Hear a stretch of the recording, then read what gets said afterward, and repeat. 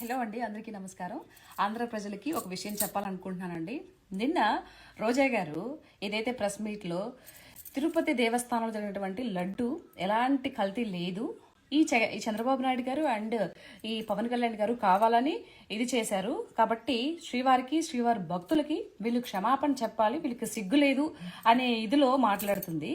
అమ్మ రోజా, ముందు నీకు సిగ్గుందా అని అడుగుతున్నా. ఛీ దీనమ్మ, బుడదలో పంది బ్రతుకుతుంది, నేల మీద నువ్వు బ్రతికి మాట్లాడుతున్నావు.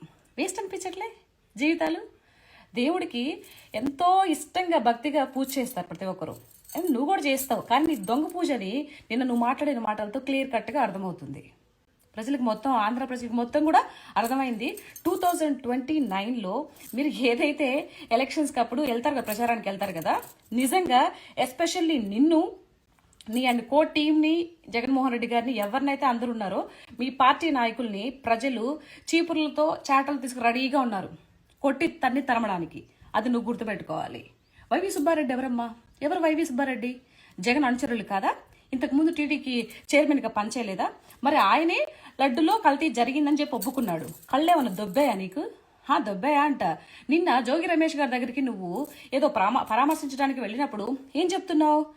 తిరుపతి లడ్డుకు కల్తీ జరిగింది, అందరికి తెలిసిపోయింది అని చెప్పేసి పాప కెమెరా ఎక్కడ లేదనుకొని నిజాలు మాట్లాడేశావు.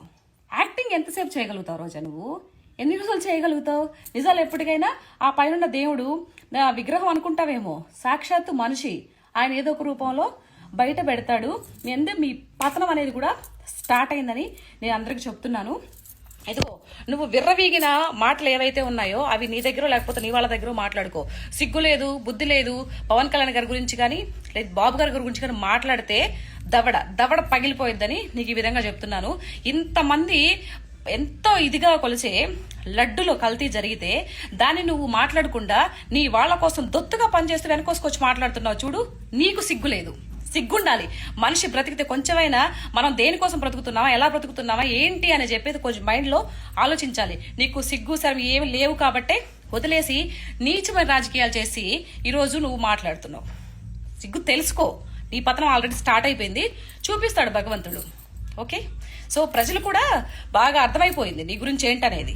నిన్న మాట్లాడిన మాటలు క్లియర్ కట్గా అర్థమైపోయి రేపు నీ కోసం ప్రచారం కోసం పోతే ఎక్కడికో వెళ్తావు కదా, నగరియో ఏ నియోజకవర్గం వయసు కూడా తెలియదు నీకు ఆయన జగన్ గారు.